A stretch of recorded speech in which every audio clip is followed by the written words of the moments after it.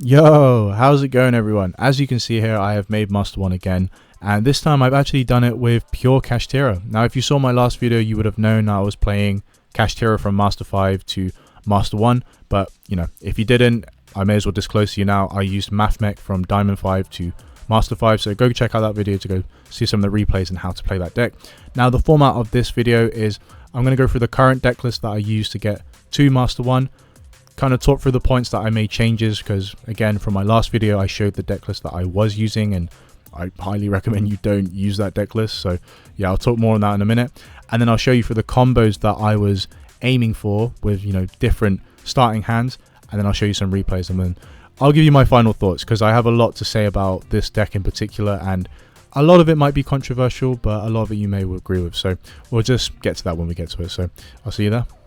Okay, so guys, this is the deck list that got me to Master 1 this season. So I'm going to start with the hand traps, then I'll go into the main engine, and then I'll go through the remaining non-engine spells, traps, and monsters before I go into the extra deck. So starting with the hand traps, look, Maxi is just an obvious one. You need to draw extra cards where you can.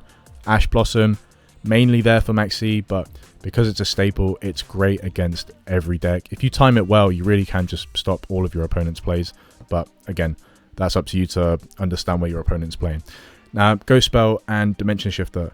These cards were by far the best hand traps for me this season. Well, particularly Dimension Shifter, but Ghost Spell really played its part. Like I said, a lot of the decks in this format rely on their graveyards, so being able to disrupt those plays is huge.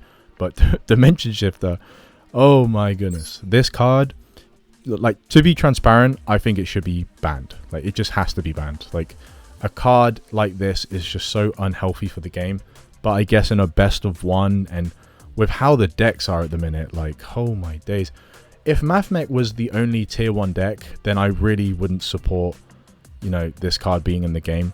But because of decks like Snake Eyes and Infernoble, and soon to come Unchained, like, oh, and what am I saying, Rescue Ace, as soon as Emergency comes out, holy shit, that deck is going to be busted, like absolutely crazy. So I can almost justify cards like this being in the game, like, just because they're going to be everywhere. Like, Kashtira being nerfed again, they're going to need everything they can just to compete. So yeah, just crazy. But I don't think I'll be playing this deck again, but we'll touch on that in a bit. But anyway, yeah, that's Ghost Spell and Dimension Shifter. I was playing DD Crow over Ghost Spell, but I had a lot of matchups where my opponent was also playing Ghost Spell, and they would just negate my DD Crow, and it just, I don't know. I guess out of the common average game I was playing, I just felt it was easier to play Ghost Spell, and they have the same impact, just different effects. So yeah, I thought Ghost Spell was a lot better. What else? So that's pretty much that. 2 Call by the Grave and 1 Cross Out, mainly for Maxi, but again, great against other hand traps, and that did come up quite a lot, so I was quite happy I played these again. I wasn't playing them at the beginning. I thought, you know what, Kashtira can play through a lot. Yeah, I was wrong. I was so wrong. Kashtira cannot play through a single Ash. Like, it's, yeah, crazy bad at the minute. And then Impermanence. So I was actually playing 2. I was just testing out some things before I recorded. I was actually playing 3 Theosis and 2 Impermanence. But now we can go into the main engine. So 3 Unicorn, essential, arguably the most important card in this deck. 1 Fenrir, of course. 3 Rise Heart, 2 Ogre, 1 Scareclaw, 3 Theosis, like I said, and then of course 1 Wraith Soth and 1 Birth. And then of course, my bad, almost forgot these, 1 Big Bang. You can even cut this card if you want, but it's a bricky card. You never want to see it in your starting hand. And then of course, Preparations. Now, starting with the monsters, Unicorn is just, again, infamous, invaluable. It's just the best card in this deck by far.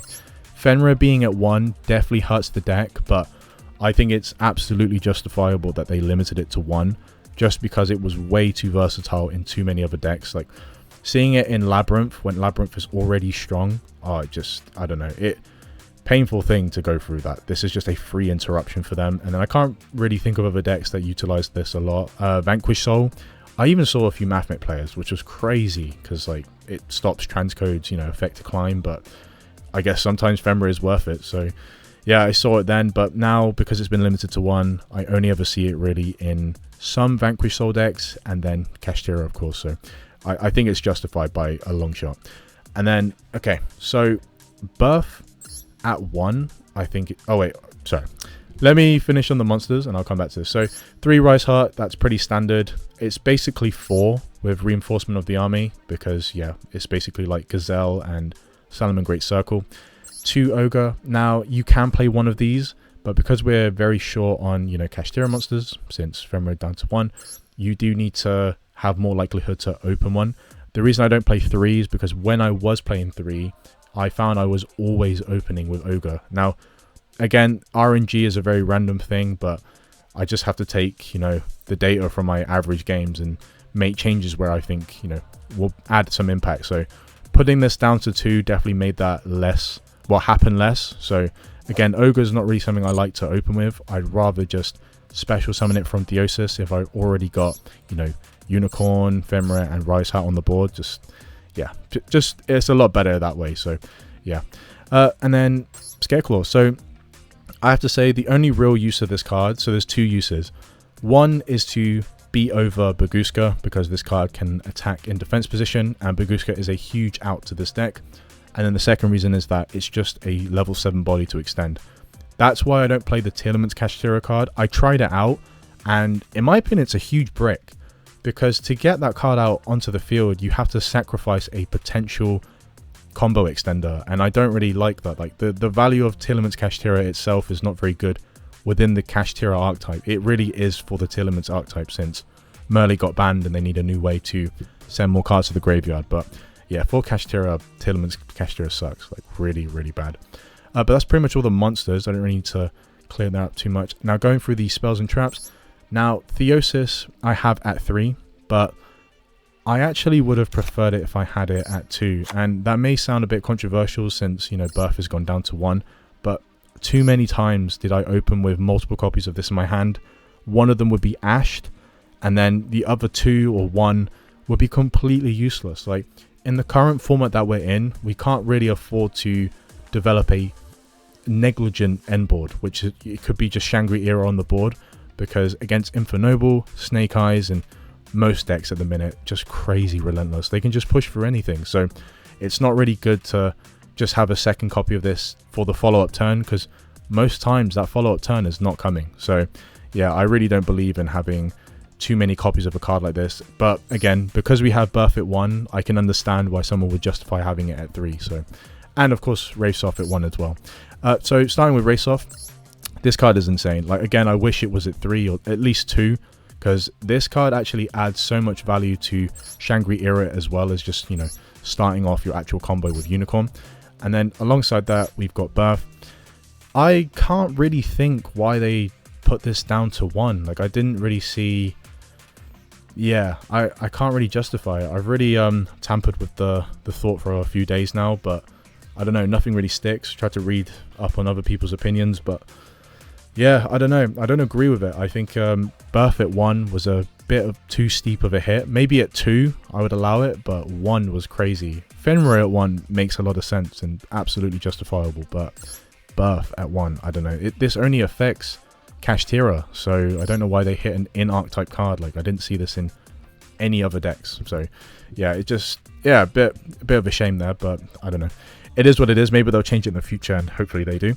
Now, Bang. So Big Bang, essentially the main idea is to send this to the banish pile off of Rise Heart when you control Shangri-Era, so that for a dual effect you can trigger Shangri-Era, use Rise Heart to special summon a Rise Heart, because now that Shangri-Era has activated its effect, we can use any level 7 Kashtira body to make a Rise Heart, and most times we use Rise Heart.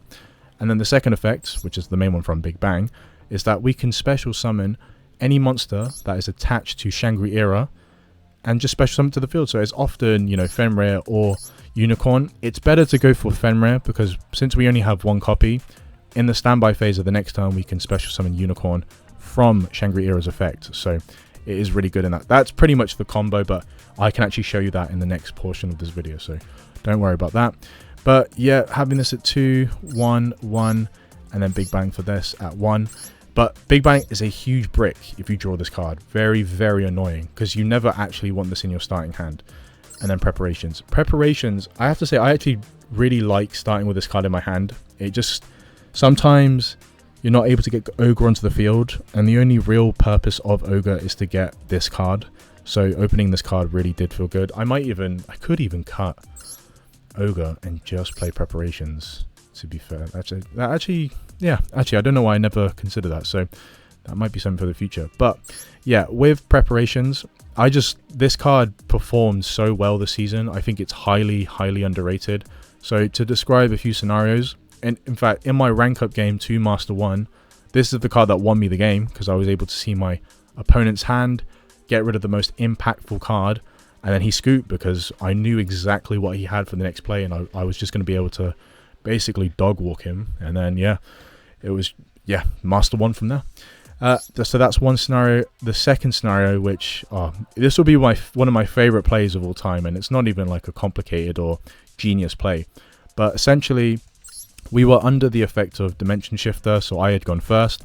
My opponent kaiju's my Arise Heart, which gets banished because of the effect of Dimension Shifter, and then through Preparations I just revive Arise Heart for free.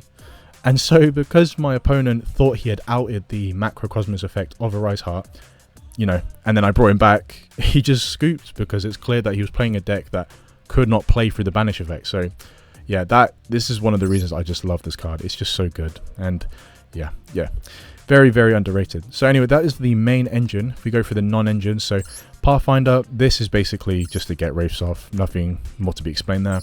Ascendant of the Thunder. Now, I kind of like this card. Should just be called Kashtira Ascendant of the Thunder. It is basically a Kashtira card. It's a free level 7 body, which is the main purpose of all of our plays. Just to make level 7 bodies, to make Shangri-Era, and then go into a Rise Heart. Like, this card is just a free level 7 body. Now, you can play multiple copies of this, but if you end up with multiple copies in your hand, it sucks if you have to special summon both of them, because paying 3,000 life points, I can justify. But paying 6, yeah, never. Only having 2,000 life points left makes the OTK for your opponent ridiculously easy. It's really not hard to deal that damage. And against, I don't know, archetypes like Vanquish Soul, they can burn you for 1,500 damage, like, in one turn, and as a quick effect. And they can just do it the next turn. Like, that's insane. So you're basically giving them a free win over something that you could have avoided by, better deck building. So I think 1 is justified. I would not play multiple at all. So that's the non-engine monsters. Now, non-engine spells. So I already explained this. This is a 4th Rise Heart. I am playing one of each of the pot ofs. Usually Prosperity is the only one, because ideally you want to send Goliath and other cards, but I'll touch on that in a second. But with this deck, because consistency has been hit very hard, I have to say, very, very hard, this deck needs all the help it can get. So if I open up with just Extravagance, that's why I'm playing multiple copies of each extra deck monster. That way I'm less likely to get rid of all of my Rise Hearts and all of my Shangri-Eras, so that way I can still continue my combos from there, and I get 2 cards for free. And it's just really good to have that, because again, we need all the help we can get, all the extenders. And I like that this has to be done at the beginning of main phase 1, because that way not only do you start with, instead of 5 cards, you start with 6 cards, because minus the pot of Extravagance plus the 2 cards, so now you have 6 cards to start with, and you should be thinning out the deck from there. And yeah, it's really good. But like I said, if you start with Reinforcement of the Army and Extravagance, you need to use Extravagance first, of course, and then use Reinforcement of the Army to thin out the deck further if you haven't already. Well, yeah, just thin out the deck further, basically, for your next turn. That's just how it goes. The only one I didn't like, but it sometimes helped, but really has a drawback effect, is Pot of Desires. I hate having to banish cards from my actual deck. That's why Pot of E, in my opinion, is way, way better. But look, desperate times call for desperate measures, and Pot of Desires definitely delivered in certain situations, so I was very happy. And this doesn't have any requirement about when you can activate it. So if I try and do a play and then it doesn't work out, then I can use this card and then try and continue from there. It's better to thin out your deck before using this card, because it doesn't have a time requirement when to use it. But for the others, it's very difficult. I'd use Prosperity as soon as I have it, to be fair. I'd kind of wait.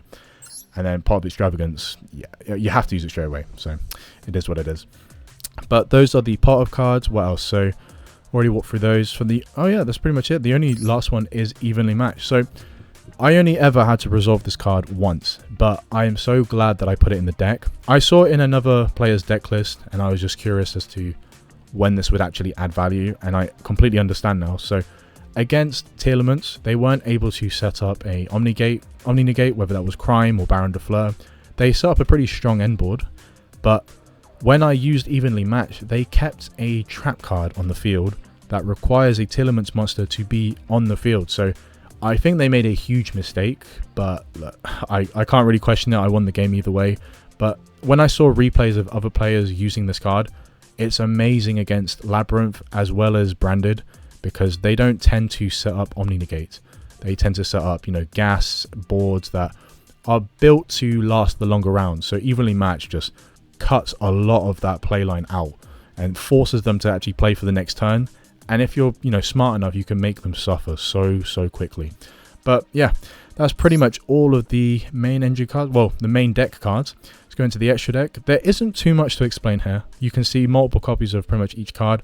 And the reason I have, you know, 6 of these, so 3/3, is because of Pot of E. I just need to make sure that I don't banish all of my Shangri-Eras as well as all of my Arise Hearts, so that way I can continue my plays into something. But yeah, it's random how they banish it, so you do have to be very careful of that. Big Eye, now I'm playing it at 2, you can play it at 1, but again, under Pot of E. The idea of having this card is in the mirror match, this card is just invaluable to stealing all of your opponent's resources, because, you know, it's the same cards, trigger the same effects, and you just add stuff from your deck to your hand that you need using their cards, so it goes a very long way. Now, with Baron de Fleur and Chen Ying has amazing synergy with this deck, but I never once really had to use it. And it's the same with Baron de Fleur. I brought this card out maybe 3 or 4 times, and the only times I really brought them out is because I bricked.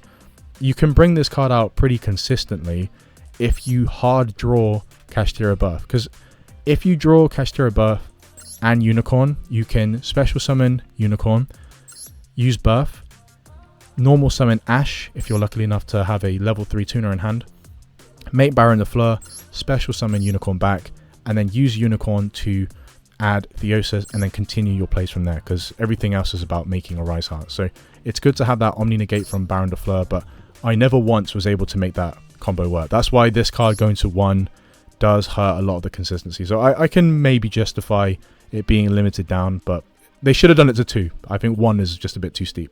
But yeah, that's the Synchro monsters. Now, you might question me having Red Eye's Flare Metal Dragon over the Dark Arm, I can't remember, Dark Arm level something dragon. It's another level 7, you know, Xyz monster.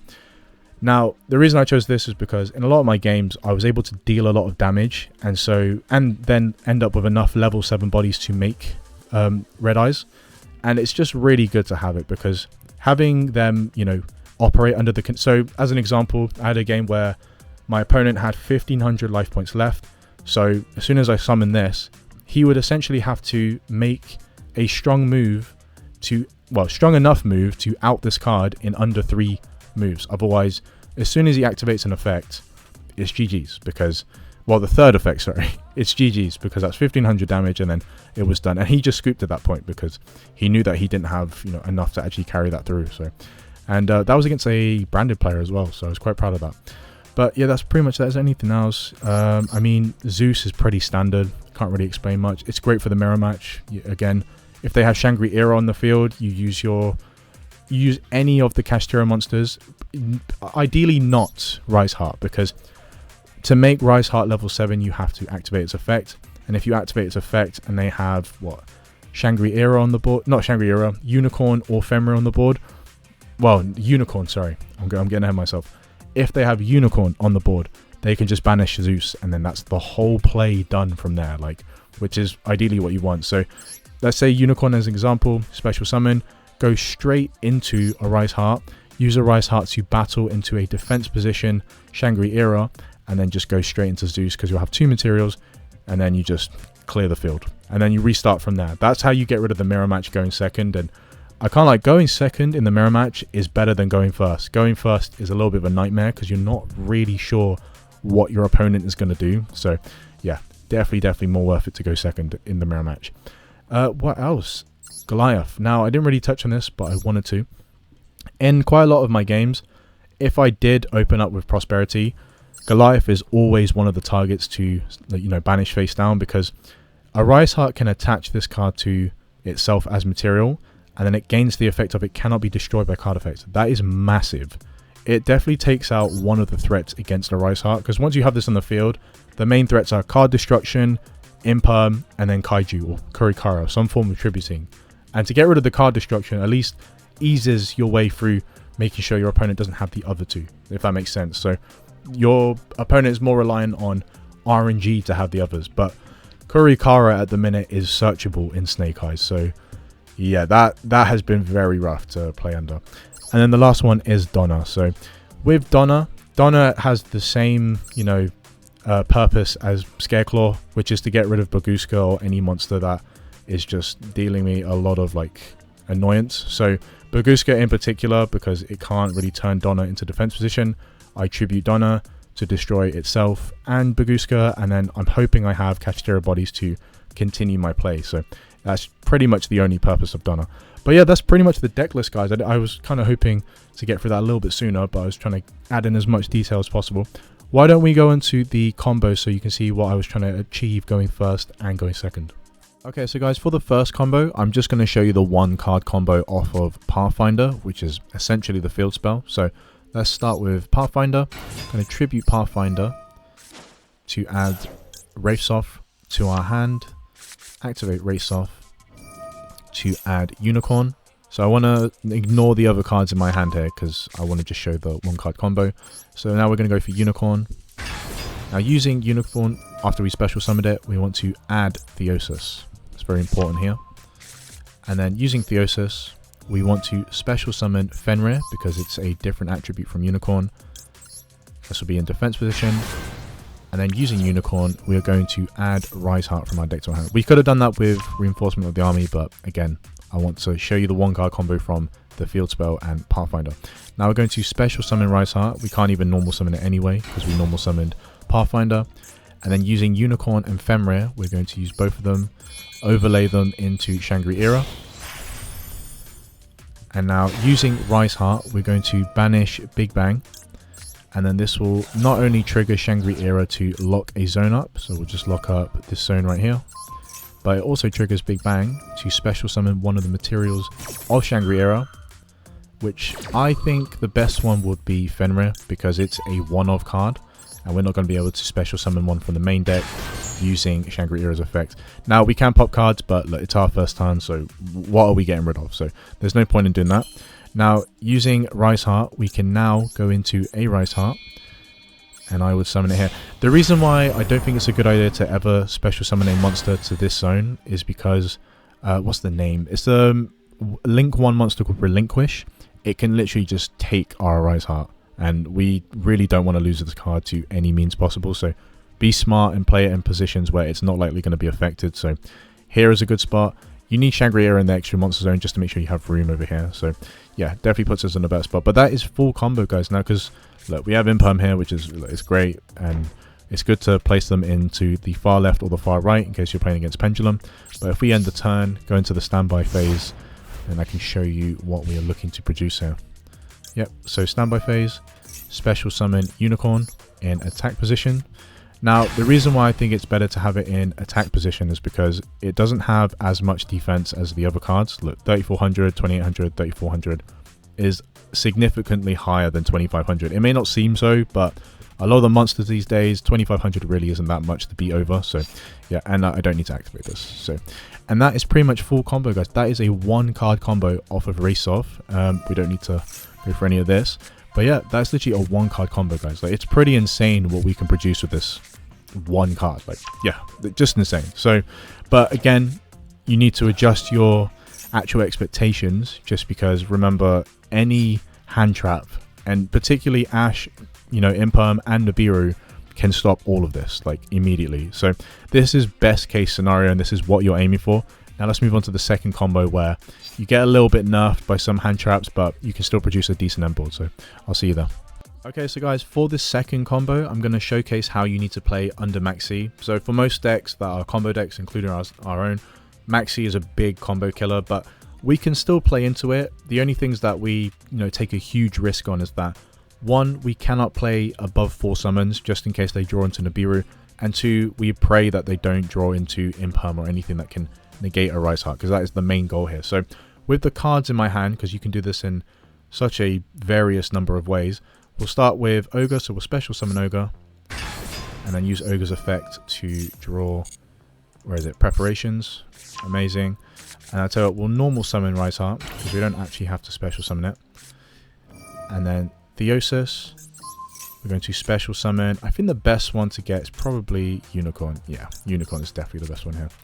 Because using Unicorn, we can add Birth for the following round. Amazing.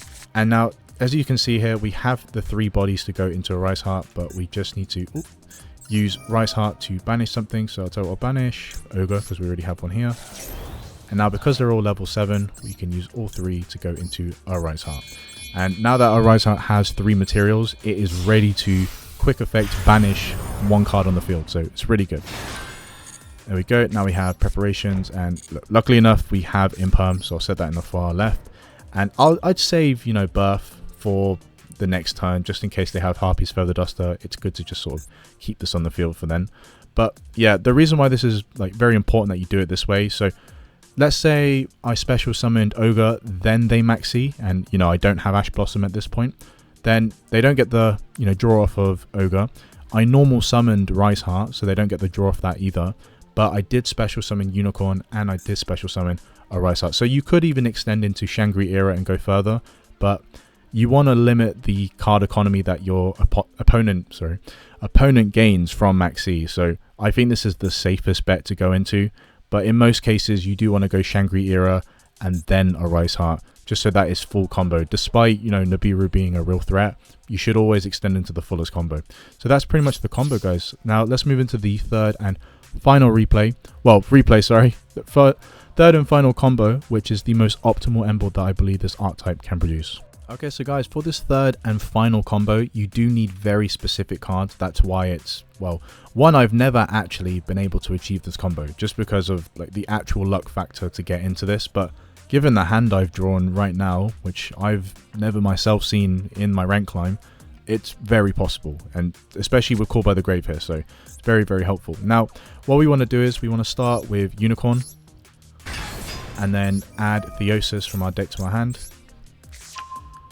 Then normal summon Ghost Spell and make Baron de Fleur using the 2. There we go, put in attack position. And then using Birth, we're going to revive Unicorn. Oh, that's going to trigger it a lot. Yep. Okay, I need to be careful not to negate this. So we're bringing back Unicorn, and now that we have Theosis, we can use Theosis to special summon Fenrir from the main deck. And then Fenrir will add Rise Heart. There we go. And then through a Rise Heart, Rise Heart, not a Rise Heart. They made the names way too similar for these two. I don't understand why. So we're going to normal special summon Rise Heart, and then use Fenrir and Unicorn to go into Shangri Era. Special summon it to the extra monster zone. And then use Rise Heart to banish Big Bang. So this is basically like standard main combo, except for with Baron de Fleur this time. And now not only are we going to lock a zone, but we're going to be able to have a Fenrir on the field. So we're just going to lock this zone here. Yep, amazing. And then we're going to special summon Fenrir. Awesome. So we're going to put Fenrir in attack position. I mean, actually it's probably better in defense, but I'll put it in attack position for now. And now we can use Rise Heart to go into our Rise Heart. I'm going to special summon it to the far right zone here. And this is, again, very, very fortunate by not only the cards that you start with in your hand, but the interruptions that your opponent has. Like, if it's just a single Ash and you have Call by, then look, you've got the out. But if you don't, then you're not seeing this end board. I can promise you that. So we're just going to go into the standby phase of the next turn, just so you can see what the actual end board will look like. And then we're going to trigger this. Perfect. Special summon Unicorn from the main deck. Put it in defense position this time. And there we go. That is full combo. This is the best end board that I believe you can possibly make. Like, we've got a onboard interruption. We've got a, well, soon to be... Oh, what's he doing? We've got a soon to be quick effect banish one card on the field. And then we've got an Omni Negate as well as banishing something from the extra deck face down. So we're in a very, very good spot here, guys. And look, for the follow-up turn, if anything does get removed from the board, we can just revive it anyway. And yeah, we're pretty solid from there. probably should have put that in attack position, but that's okay. Doesn't matter. But either way, guys, look, this is full combo. Why don't we move on to the replays portion? I can show you how this deck has performed in my rank climb. So I'll see you there.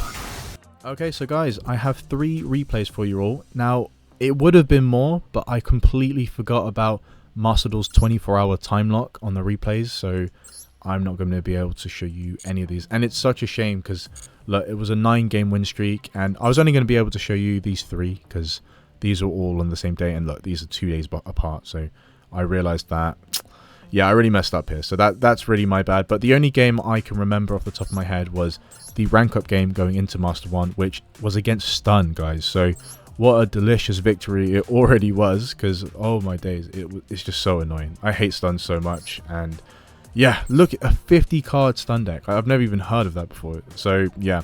But anyway, look, the game state was, I went first. I made a Rise Heart with Fenris set on the board, well, in attack position, and with preparations set, so that's an important detail. He activates his one of impermanence to negate a Rise Heart, and I activate preparations as Chain Link 2.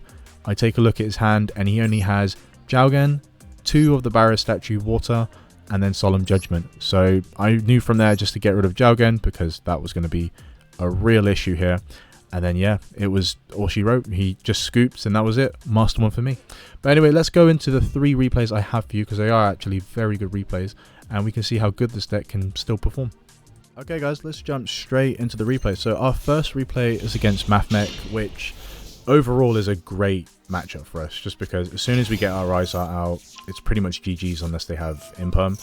Now, because I have to play under Max C, this is a very good example of what you need to do. So he's only been able to draw 1 card so far, because we've only special summoned once. That's why we normal summon Rise Heart under Max C. And then, yep, we just use our 3 level 7 bodies to go into a Rise Heart, and now he's only drawn 2 cards. So he starts with 6 cards, and it's as if he never activated Max C in the first place, because he's already used 2 cards. So we're in a really good spot. And because it's Mathmech, we're in an even better spot. Now, the only thing that could provide a threat here is if he's able to get 3 level 4 bodies on the field, because that means he can make Laplation and then get rid of not only a Rise Heart, but Birth or Big Bang as well. So because I have Big Bang and I have, you know, materials to get rid of, you know, 1 card on the field, I'm going to get rid of Lingaribo. And so if he does get 3 level 4 bodies on the field, I'm going to use Big Bang, make him banish all monsters except for 1, and then we're pretty much golden from there. Right, and oh yeah, I forgot, I'm able to special summon Fenrir because, you know, Big Bang is banished under the effect of a Rise Heart. So yeah, pretty easy summons from there. Now, that card set on the field is Super Factorial, which is completely useless, but I wanted to make sure that it wasn't anything that was going to provide a threat. So my only objective here is to go for the OTK. There really is nothing else here. But I have to say, I went a little overboard with the combo here. I just started adding stuff from my deck to my hand, and yeah, I've got no reason to justify it. Maybe I was just being really salty that day, but it doesn't matter now. We are going for the OTK, gonna banish everything, and yeah, just shoot for game.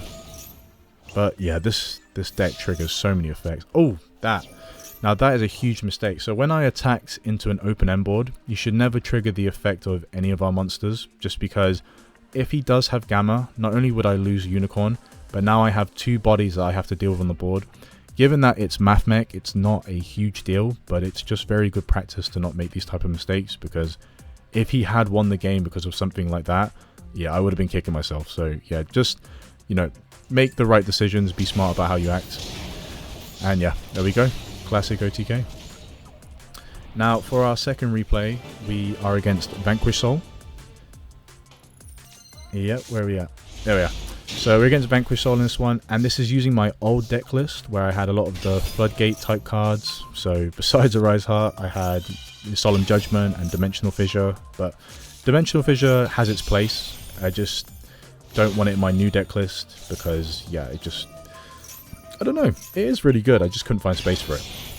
But anyway, because my opponent has no hand traps or didn't display any, I go for full combo, and I advise you always should go for full combo, just because you can't always play in preparation for Nibiru. It's just, yeah, you won't achieve much doing that. So take the risk. If they have it, they have it. If they don't, they don't.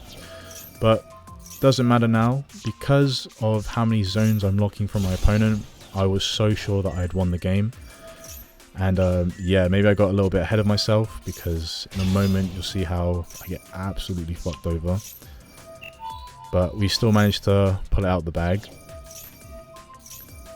And then yeah, we lock 3 zones, summon Unicorn, and then look, in the blink of an eye, Kurikara has tributed our entire field. And look, by preparations, he definitely wasn't going to be able to OTK me, but I definitely saved myself from damage, and I make another mistake in a minute anyway, so you'll see that in just a moment.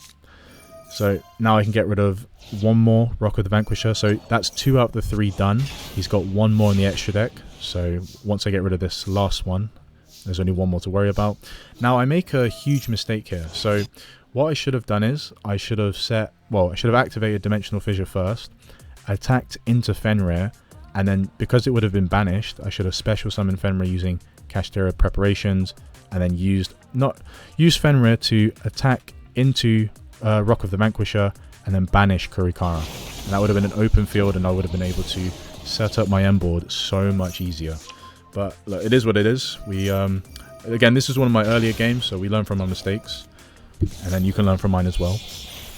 But anyway, we make Big Eye now. We take his Kurikara, and this will be my 3rd and final mistake. I don't know why I did that. There is no good reason for me to have Rock of the Vanquisher. I have 3,000 life points. If he was smart enough to summon Caesar and then just attack into Rock of the Vanquisher, he would have won this game. So I don't really understand why he didn't. But yeah, that was my mistake, and I'm glad he didn't, you know, profit from it. So I'm trying to think what else happens here. Oh yeah, Baguska.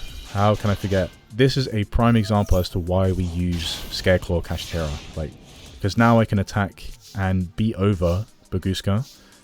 So it's now no longer an issue, and I can now steal his last monster, and absolutely 0 issues from here. I can't remember if he activates anything. Oh yeah, and I make Zeus, and Zeus is useless here. Like, it would only benefit my opponent if I get rid of my card. So, but yeah, he has nothing. I managed to outplay a Vanquish Soul player, and yeah, we just shoot for game from here. And then I've never been able to actually resolve Zeus. I've never needed to, but it's well, actually no, that's not true. In the mirror match, I've had to do it a few times, but other than that, I've never had to use it. Now, this last replay is against Branded, and this is arguably my favorite replay. And it's a good example as to where if you just time Ashe well, and then everyone knows that you've got to use it on Branded Fusion, sometimes your opponent might not have enough to extend. So we're in a pretty amazing spot here. And I've opened with Harpy's Feather Duster, so even better. And it turns out I get rid of a Super Poly, which would have been lethal. And now I have to play through Maxi, so yeah, that sucks. But doesn't matter, we're going to try and shoot for game anyway, so try and summon as little times as possible. Well, special summon. And oh, that's another mistake. So this was probably my worst mistake out of all of the replays. So when I used Theosis just like a second ago, right here, I should have used either Unicorn or Rise Heart as the material, because when I selected Fenrir, it turns out that Scareclaw Kashtira is also Earth attribute, meaning that I couldn't special summon it from the main deck, because I don't mind it being special summoned in defense position. So I gave my opponent a free summon for absolutely no reason here. Like, and what I could have done is I could have added Ogre to hand and then normal summoned him. Like, so yeah, I'm an idiot. Like, I wasted a lot of potential opportunities here, but I got the OTK here, but I don't actually. I remember this replay very well. So I didn't even know this card existed, but it stops the it negates the attack. The battle phase is now over, and this is where I made another huge mistake. What I could have done is, because he only has 500 life points left, I could have used Unicorn and Fenrir to go into Red Eyes, Flare, Metal Dragon, whatever, the Xyz level 7, and then just sit on that, because all he has to do is trigger one effect, and that's it. It's GG's. Like, he has absolutely nothing he can do. But I don't know why I wait. Again, early games, and I made a lot of mistakes, but it's good for you to learn from my mistakes despite me winning these games. So yeah, it is what it is. But so when I say my opponent played very well in this case. I'd say this is one of the hardest games I had, and I mean, if it wasn't, you know, for my own mistakes and for that fact that he bricked as well, then yeah, of course I should be like doing better. But man, he played so well, although fair play to him. But anyway, he bounces my Fenrir because yeah, he hasn't really got a choice but to negate Arise Heart. But because he normal summons Albaz and the plan is to use Arise Heart to go into Mirror Jade, I thought it was best to use Big Bang to banish Arise Heart as well as force him to banish his alternative monster. And now he has to use these two to go into whatever this is, Titan Kid. And then because I have Gamma, I was hoping I could negate Albion from, you know, extending his play for the next turn. But of course he has Ash, so yeah, fair play to him. And then Branded Banishment. I didn't realize Branded Banishment can use your opponent's monsters as material as well, so I was very fortunate here. But regardless, I now decide to make Red Eyes Flare Metal Dragon, which yeah, he responds to very, very quickly, and yeah, he has no choice but to make this. And the reason why he scoops is because even if he does get rid of Fenrir using, what's the face, Borrowload, whatever the fusion one is, I have all these extenders. I can just keep going and, you know, shoot for game. Like, he's only got 500 life points left, so it doesn't really matter. And he summons, what is it? Is it Despia? Yeah, in attack position. So I would have been absolutely fine. Like, zero issues whatsoever. But anyway, guys, that is the third and final replay. Thank you for watching. Why don't we go on to the conclusion where I can give you my final thoughts on the deck and how the rank climb has been this season. So I will see you there. So guys, to give my final thoughts on this deck, I thought it would just be good to talk through my ranked climb this season. So as you know, I went from Diamond 5 to Master 5 using Mathmech, and then I decided to take the challenge of Kashtira.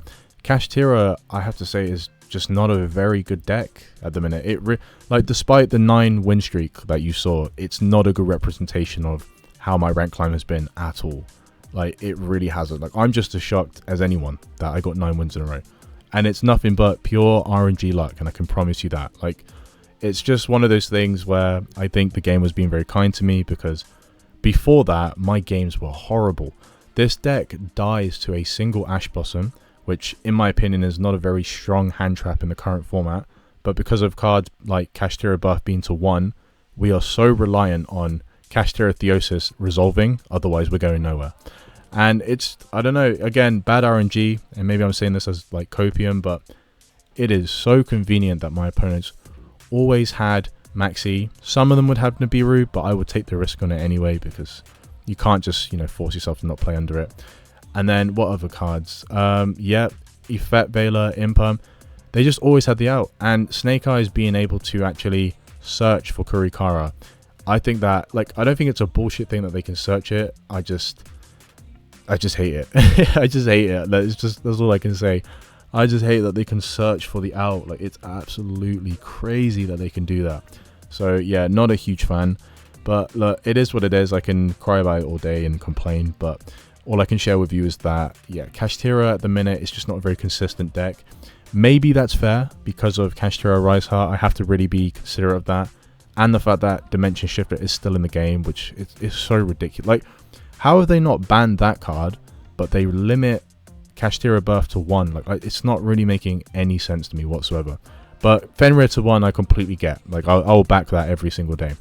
And then Wraiths off, I'm kind of hoping they'll lighten up a little bit on this and let you have 2 copies of it, because why not? I think that would be very nice. But yeah, I don't think you need 3 Theosis. Yeah, it's not good for me anyway.